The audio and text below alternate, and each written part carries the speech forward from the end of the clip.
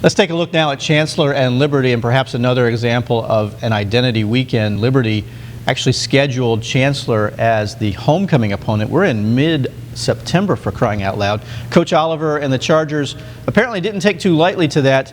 They disappoint the Liberty fans and faithful.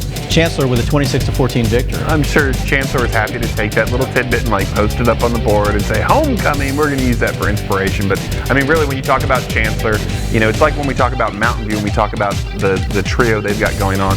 We talk about Chancellor, sort of the same thing right now. Jason Brown with another solid game at quarterback for the Chargers, 12 of 15 for 205 yards, 2 touchdowns.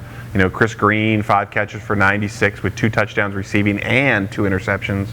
Mario Wisdom, 15 carries, 141 yards, scores a touchdown. Chargers got it going on offense, right? And Green's a guy that, it's been E.J. Jenkins pretty much the whole season. Right. He had that huge game last week. Chris Green comes in, has a big game now. They're diversifying. They've got a lot of different playmakers. This offense is kind of blossoming before our eyes, and they've really been playing well all year. They've had one bad loss to Massaponax, but that seems to be a common thread for a lot of teams. Massaponax is a team that's hard to beat, but Chancellor's, they're rolling right now. And given their schedule, we've talked about this a million times on the show. Chancellor's 3-1. I think that's a fabulous start for the Chargers to be 3-1 at this point with the schedule they've played. You still look up at the head.